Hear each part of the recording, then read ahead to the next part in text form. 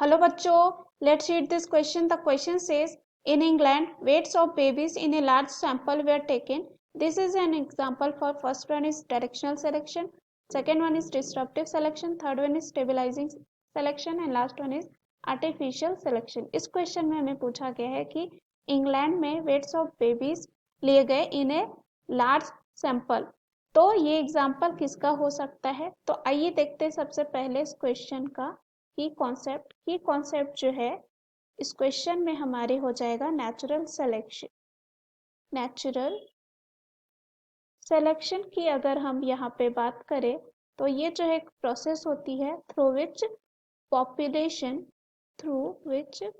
Population of living organism adapt करते हैं, साथ ही साथ क्या करते हैं, चेंज करते हैं.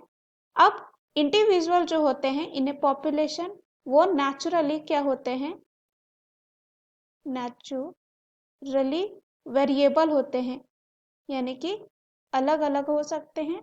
साथ ही साथ हम ये कह सकते हैं कि they are all different in some way में क्या होंगे, ये डिफरेंट होंगे. कौन? ऑल. अब यहाँ पे 3 टाइप्स ऑफ जो है नेचुरल सिलेक्शन होता है. पहला यहाँ पे हो जाता है स्टेबलाइजिंग सिलेक्शन. दूसरा यहाँ पे अगर हम बात करें वो होता है डायरेक्शनल. तीसरा जो हो जाता है उसे कहा जाता है डिसरप्टिव. अब यहाँ पे एक एक करके हम तीनों के बारे में जानते हैं. पहला जो दे रखा है स्टेबलाइजिंग, वो इसका मतलब ये होता है कि इस सिलेक्शन में क्या होगा, it leads to the elimination of organism जिसके पास एक्सट्रीम एक्सप्रेशन होगा, उसका क्या हो जाएगा, एलिमिनेशन होगा, एक्सट्रीम एक्सप्रेशन. अब ये जो होता है स्टेबलाइजिंग की बात करें तो स्टेबलाइजिंग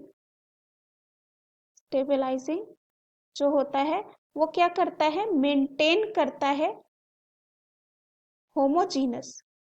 होमोजीनस पॉपुलेशन को, यानी कि एक जैसे पॉपुलेशन को ये क्या करता है, मेंटेन, या कह सकते हैं विच इज कांस्टेंट.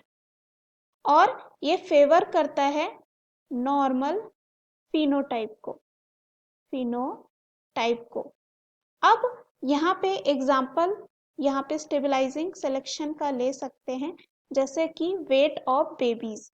तो अगर हम in context of baby weights देखें तो यहाँ पे हम ये ले सकते हैं, जो बेबीज हैं, बेबीज के जो वेट होते हैं हम यहाँ पे मान लेते हैं एवरेज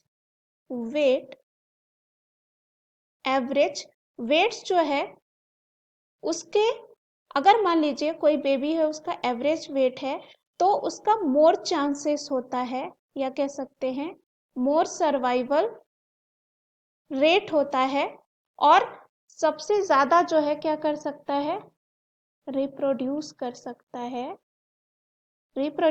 कर सकता है.